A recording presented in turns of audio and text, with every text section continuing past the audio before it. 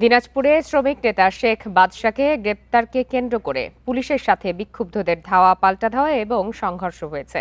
এতে অন্তত ১০ জন আহত হয়েছে। এছাড়া শহরের ৩টি পয়েন্টে সড়ক অবরোধের কারণে সকাল থেকে ঢাকাসহ সব রুটে যান চলাচল বন্ধ রয়েছে। বিক্ষুব্ধরা জানান, বুধবার রাতে শ্রমিক নেতা শেখ বাদশাকে গ্রেপ্তারের পর থেকেই পরিবহন শ্রমিকরা দূরপাল্লার বাস সহ সব ধরনের যান চলাচল বন্ধ করে দেয়। সকাল থেকে শহরের বিভিন্ন পয়েন্টে ব্যারিকেড দেয় তারা। কোতোয়ালি থানার সামনে বাস দিয়ে সড়ক অবরোধ করা হয়। এক পর্যায়ে থানা ঘেরাও করলে পুলিশের সাথে বিক্ষুব্ধদের সংঘর্ষ হয়। গ্রেপ্তার বাদশাকে মুক্তি না দিলে অবরোধ চলবে বলে হুঁশিয়ারি শ্রমিক নেতাদের। এদিকে অবরোধের কারণে সব ধরনের যান চলাচল বন্ধ থাকায় ভোগান্তিতে পড়েছেন বিভিন্ন গন্তব্যের যাত্রীরা। এ বিষয়ে আরো বিস্তারিত জানাতে এই মুহূর্তে দিনাজপুর থেকে যোগ দিয়েছেন সহকর্মী এএসএম আলমগীর। এএসএম আলমগীর, আপনার কাছে একটু জানতে চাই যে জনভোগান্তি তো চরমে, সেক্ষেত্রে কি মনে হচ্ছে এই অবরোধ শ্রমিকরা কখন নাগাদ তুলে নিতে পারেন? কোনো পক্ষ থেকে কোনো ধরনের আভাস পাচ্ছেন কিনা?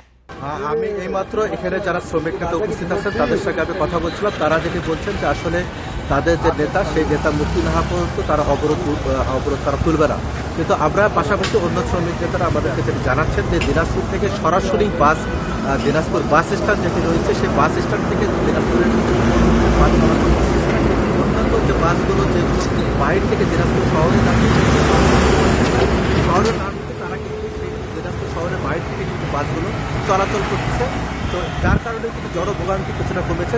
কিন্তু শ্রমিকরা শহরের মধ্যে যে অবরোধটি, সেই অবরোধটি কিন্তু শ্রমিকরা কিন্তু চালু রেখেছে। তারা বলছে যে তারা তাদের যে শ্রমিক নেতা বাচ্চাকে যারা অন্যায়ভাবে আটক করেছে, সেই আটক শ্রমিক নেতাকে না ছাড়া পর্যন্ত তাদের সে অবরোধ কিন্তু চলমান থাকবে।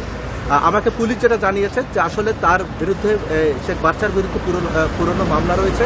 সে মামলা থাকার কারণে তাকে আইনগতভাবে তাকে গ্রেপ্তার করা হয়েছে। আইনগতভাবে তিনি যদি জামিনে মুক্তি পান সেটা মুক্তি পাবেন। আসলে এই ক্ষেত্রে তারা কোনো ধরনের বৈষম্য বা এ ধরনের কোনো কিছু করছেন না। এই ছিল দিনাজপুরের থেকে সর্বশেষ অবস্থা। দিনাজপুর থেকে জানাচ্ছিলেন সহকর্মী এএসএম আলমগীর।